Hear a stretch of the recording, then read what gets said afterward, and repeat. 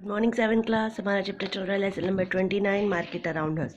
Market किस उस place को कहते हैं जहाँ पर शॉप्स होती हैं, सेलर्स होते हैं और बायर्स होते हैं। यानी शॉपकीपर्स जो होते हैं अपनी चीज़ों को बेचते हैं और कस्टमर्स जो होते हैं उनको ख़रीदते हैं। जैसे vegetable market, cloth market, stationeries etcetera.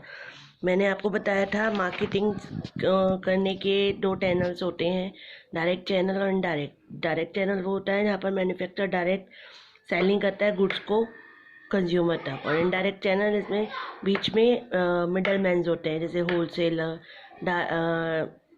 Wholesaler, retailer, agents. अब आज आपका स्टार्ट होता है टाइप्स ऑफ मार्केट। बाइंग और selling of goods and services with in a country is called internal trade और होम ट्रेड। जब हम बेचते हैं और ख़रीदते हैं सामान को या सर्विसेज को कंट्री के अंदर, तो हम उसको इंटरनल ट्रेड कहते हैं, यानी अपने ही कंट्री में व्यापार करना। और जब बाहर क्या कहते हैं उसको बेचते हैं तो वो हो जाता है international trade. Depending upon the volume of transaction and variety of articles, market can be, यानी जो मार्केट है उसकी जो वैरायटी है, उसके आर्टिकल्स हैं, उसका सामान है, उसके देखते हुए मार्केट्स को दो पार्ट में डिवाइड करते हैं जो होम मार्केट होती है। एक तो होलसेल मार्केट, एक रिटेल मार्केट।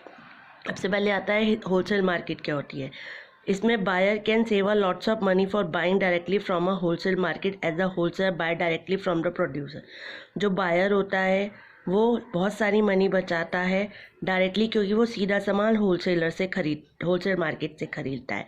और जो होलसेलर होता है वो ख़रीदता है प्रोड्यूसर से, यानी प्रोड्यूसर होलसेलर से ख़रीदता है और होलसेलर कस्टमर क्या कहते हैं। उसके बाद आता है होलसेलर जो होता है ना, वो सामान को स्मॉल क्वांटिटी में नहीं बेचता है, बल्कि होलसेलर लार्ज क्वांटिटी में उस सामान को बेचता है। होलसेलर हम रेफ़र करते हैं buying of goods in bulk, यानी वो चीज़ों को खरीदता है बल्क में, बेचता है। दोज हु आर एंगेज, जो एंगेज होता है होलसेल ट्रेड में, इसको हम होलसेलर कहते हैं।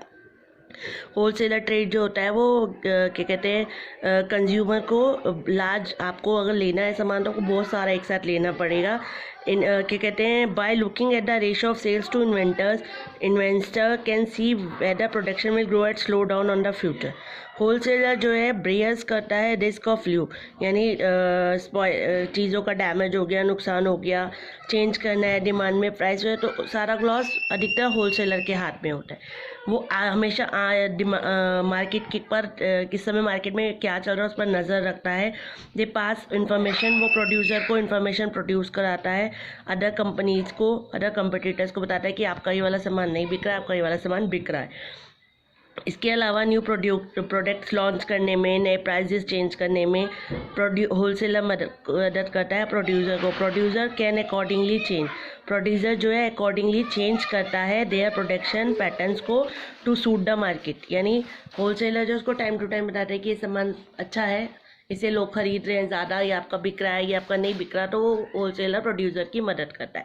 तो होलसेलर जो है स्मॉल अमाउंट में नहीं बल्कि बहुत ज़्यादा अमाउंट में सामान को खरीदता है प्रोड्यूसर से, और देन फिर आगे उससे कस्टमर या रिटेलर्स खरीदते हैं। अब आता है रिटेल मार्केट। रिटेल मार्केट क्या होता है, रिटेल ट्रेडर रेफर करते हैं buying of goods from wholesaler. Retail traders जो होते हैं, यानी छोटे स्मॉल ट्रेडर्स जो होते हैं, वो सामान को खरीदते हैं होलसेलर से या सीधे डायरेक्ट मैन्युफैक्चरर से, और फिर उसके बाद बेचते हैं डायरेक्टली टू द कंज्यूमर्स को। रिटेलर जो होते हैं वो सामान को खरीदते हैं स्मॉल क्वांटिटी में, नंबर में, होलसेलर से या मैन्युफैक्चरर से, और हायर प्राइस पे बेचते हैं, जैसे कि he buy from the wholesaler at the, अब अपने ट्रांसपोर्ट का भी मनी लगा लेते हैं, इन्वेस्टमेंट कितनी मनी हुई है, टाइम कितना लग रहा है, स्टोरेज चार्ज कितना है, उन्हें कितना प्रॉफिट है, इलेक्ट्रिसिटी, ये सब चीज़ों पर पैसे लगाकर देन फिर उसको सेल करते हैं। जो रिटेलर है वो एक्ट करता है मिडल मैन का, between the wholesaler and the consumer, क्योंकि सब लोग डायरेक्ट होलसेलर से नहीं खरीदते ना, और जो हमें बहुत कम क्वांटिटी में सामान चाहिए होता है, रिटेलर जो होता है वो 10 से 15, 20 से 25 किलो, हमें 1 किलो 2 किलो चाहिए होता है, तो इसीलिए होलसेलर से रिटेलर से देन फिर हम कस्टमर सामान खरीदते हैं। जो पेमेंट होता है made right away and goods bought on credit पे भी खरीद सकते हैं, आसपास की दुकान से तो हम किराए कि कल दे देंगे परसों दे देंगे, उधार पे भी ले सकते हैं। इन सिटीज़ और टाउन में जो रिटेलर होता है वो एंगेज करता है पीपल को to assist customer in buying, कि लोग जो हैं उस चीज़ को खरीदे। सम रिटेलर्स जो होते हैं now switching over to self help service where customer can directly go and pick up the item. Some retailers होते हैं ऑफर, मतलब कि जैसे आजकल शॉप्स होती हैं, शॉप्स में मॉल्स टाइप कर देते हैं, अंदर सर्विसेज को इस तरह से कस्टमर को लगा देते हैं कि वो आराम से घूम सके और जो उसको प्रोडक्ट खरीदना है वो खरीद सके। सम रिटेलर जो होते हैं कुछ डिस्काउंट्स भी देते हैं या कुछ फैसिलिटीज़ देते हैं, डिलीवरी करते हैं, गिफ्ट करते हैं, रैप करते हैं कि लोग उस चीज़ को ज़्यादा खरीदें जिससे उन्हें भी फ़ायदा हो। अब आपका आता है डेली और वीकली मार्केट। इंपॉर्टेंट फीचर है इंडियन टाउन्स में विलेज और डेली मार्केट। डेली मार्केट जो होती है एवरीडे होती है फिक्स प्लेस पर, और वीकली मार्केट जो होती है वो मंथ वीक के किसी स्पेसिफाइड डे पर होती है, इसको हम बैठ वगैरह भी कहते हैं। गुड्स आर अवेलेबल, यहाँ पर जो चीज़ें होती है बहुत लो लेवल पे होती है, बार्गेनिंग बहुत अच्छी होती है। इसके अलावा बिकॉज व्हेन क्योंकि यहाँ पर परमानेंट बिल्डिंग्स तो होती नहीं है, दे ना इनका बहुत ज़्यादा खर्चा होता है, ना इनको रेंट देना पड़ता है, ना इलेक्ट्रिसिटी, ना गवर्नमेंट का फीस, तो इसीलिए यहाँ पर जो सेलर्स होते हैं 1 पॉइंट पर ही सब चीज़ें मिल जाती हैं, छोटे छोटे स्टॉल्स होते हैं और चीज़ें बहुत आसानी से मिल जाती हैं और सस्ती मिल जाती हैं, इन्हें हम पैठ भी कहते हैं। अब आता है मॉडर्न वे ऑफ मार्केटिंग। सो हम डिफरेंट मार्केट प्लेस यहाँ मतलब आजकल हम देखे हैं कि डिफरेंट मार्केट प्लेस हैं जहाँ पर लोग खरीदने और बेचने वाले होते हैं अपनी चीज़ों और सर्विसेज को। मार्केट वो स्पेसिफाई लोकल जहाँ पर पर्टिकुलर मैनर में और टाइम में एक ही तरीके वो मार्केट में सामान को बेचा जाता है। ज़रूरी नहीं है कि हम one has to go to the market in the purchase good, ज़रूरी नहीं है कि हर कोई अपनी मार्केट में जाता हो चीज़ों को खरीदने के लिए। Now the order of product can be place through phone. आजकल हम जो है फ़ोन या इंटरनेट के द्वारा अपनी चीज़ों को ऑर्डर कर देते हैं और वहाँ से कंपनी के द्वारा उसको डिलीवर कर दिया जाता है। इसके अलावा बाइंग और सेलिंग जो है टेक प्लेस थ्रू एजेंट। आजकल चीज़ें खरीदी और बेची एजेंट्स के द्वारा भी जाती हैं, तो लोग आते हैं अपना सामान दिखाते हैं और फिर हम उसे खरीद लेते हैं। Market and democracy. मार्केट एक job where there are many willing workers but only a small number of position with result in low wages that the job। एक जॉब जहाँ पर बहुत सारे वर्कर्स होते हैं, जहाँ पर स्मॉल नंबर ऑफ पोजीशंस होती हैं, लो डिमांड होती है, लो वेजेस होती हैं, यानी वर्कर की डिमांड्स हायर वेजेस में, मतलब employ can remove him and simply hire another low wages, यानी कि वर्कर जो है वर्कर्स की डिमांड होती है हायर वेजेस पर, एम्प्लॉयर जो है वो कभी भी उसे रिमूव कर सकता है, सिंपली हायर कर सकता है द लो वेजेस पर, कम वेजेस पर भी। We see that market create economic equality create करती है।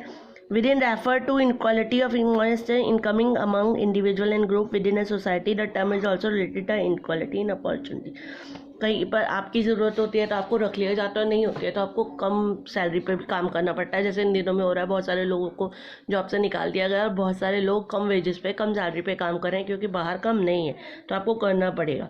तो मार्केट तो वही प्लेस है, आप जॉब कर रहे हैं, देन चाहे टीचर हो, डॉक्टर हो, या आप क्या कहते हैं कस्टमर, मतलब हर चीज़ मार्केट में देखी जाती है। तो जो इन सोशल इनक्वालिटी इकोनॉमिक इक्वालिटी है, आप देख रहे हो आजकल बहुत दिखाई दे रही है। इकोनॉमिक इनकमिंग जो हमारी इनकम्स है वो कम हो गई है, जिसकी वजह से लोगों ने मार्केट से सामान खरीदना बहुत कम कर दिया। जब हमने सामान खरीदना बंद कर दिया है तो उन लोगों पर भी असर हो रहा है और उसका प्रभाव फिर होलसेलर्स पे भी हो रहा है और चीज़ें जो है बहुत महंगी होती जा रही हैं। डेमोक्रेटिक गवर्नमेंट जो है कमिटेड करती है, यानी डेमोक्रेटिक गवर्नमेंट कमिट करती है, प्रोटेक्ट करती है ऑल सेक्शन, यानी सोसाइटी के सब लोगों को ध्यान में रखती है। अवर गवर्नमेंट जो है टेक स्टेप भी लेती है लोगों के इंटरेस्ट को प्रोटेक्ट करने के लिए।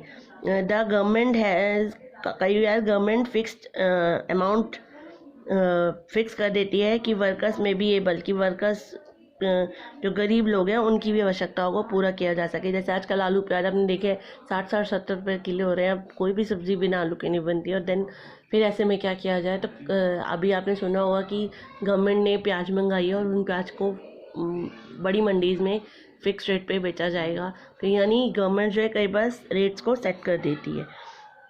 ओपनिंग एम्प्लॉयमेंट एक्सचेंज, यानी एम्प्लॉयमेंट एक्सचेंज को ओपन करके बहुत सारे अनएम्प्लॉयड कैंडिडेट्स को जॉब्स डिज़ायर, जिनको जॉब्स चाहिए उनको जॉब्स डेमोक्रेटिक गवर्नमेंट में मिलती है।